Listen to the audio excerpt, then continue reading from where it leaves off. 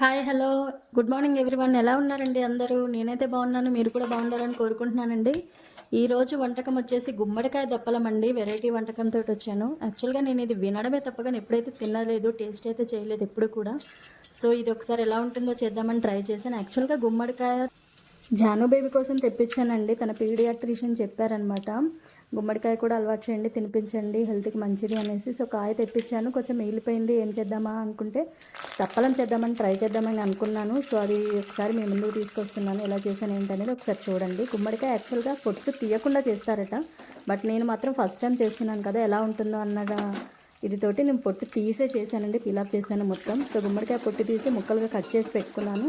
దాంతోపాటు ఉల్లిగడ్డ, పచ్చిమిర్చి కూడా కట్ చేసి పెట్టానండి. స్టవ్ ఆన్ చేసుకొని గిన్నె పెట్టుకున్నాక అందులో ఒక 3 టేబుల్ స్పూన్లు ఆయిల్ పోసుకున్నానండి. అందులో కట్ చేసి పెట్టిన పచ్చిమిర్చి, ఉల్లిగడ్డ వేసాను. దాంతోపాటు జీలకర్ర, ఆవాలు, కడిపత్త కూడా వేసానండి. ఎండుమిర్చి కూడా వేసాను తాలింపు కోసమని. సో అది దొరగా వేగాక మనం కట్ చేసి పెట్టుకున్న గుమ్మడికాయ ముక్కలు అనేటివి అందులో వేసుకున్నానండి. సో వాటిని సిమ్లో చిన్న మంట మీద వేగించాను. చిన్నగా అయితే ముక్కలు బాగా ఉడికి టేస్టీగా అనిపిస్తుంది.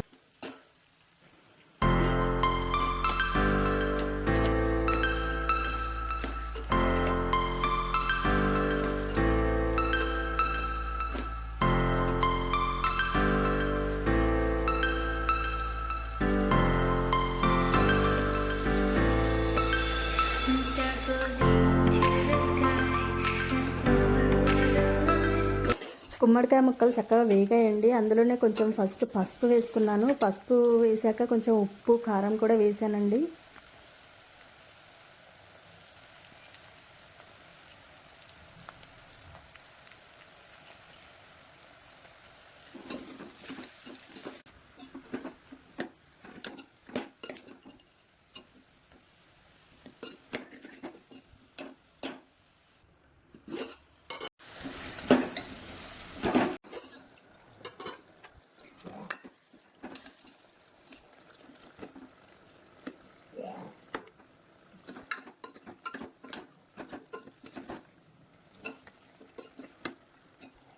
గుమ్మడికాయ ముక్క ఒకసారి చిరిమి చూసుకుంటే గంటతోటి మనకి ఉడుకుడు పట్టింది కనిపిస్తుందండి. అందులో కొంచెం వాటర్ పోసి కొంచెం ఉడికాక పక్కకు పెట్టుకున్న చింతపండు గుజ్జు రసం ఉంటుంది కదండి, ఒక నిమ్మకాయ సైజ్ అంతా తీసుకున్నాను. దాన్ని కలిపి పక్కకు పెట్టుకున్నాను పిసికి.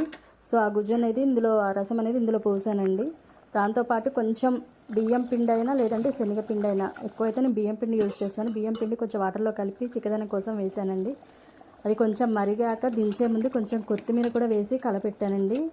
కొంచెం చిన్న బెల్లం ముక్క కూడా వేసానండి. కొంచెం ఏమన్నా పులుపుకి విరుగుడు ఉంటుంది కదా, సో దానికోసమని బెల్లం ముక్క కూడా వేసాను. చాలా టేస్ట్గా ఉంటుంది. నేను అన్ని చార్లలో కూడా కొంచెం బెల్లం ముక్క అనేది వేస్తాను.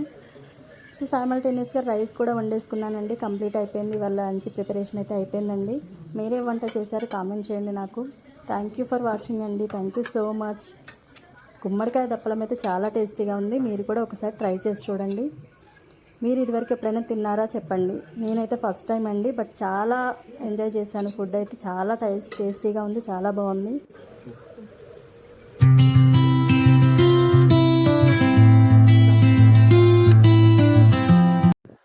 ఇది ఈరోజు మినీ బ్లాగ్ అండి. Thank you for watching. అలాగే ఛానల్ని సబ్స్క్రైబ్ చేసుకోండి, లైక్ చేయండి, కామెంట్ చేయండి, షేర్ చేయండి అండి. బెల్ ఐకాన్ని క్లిక్ చేయండి.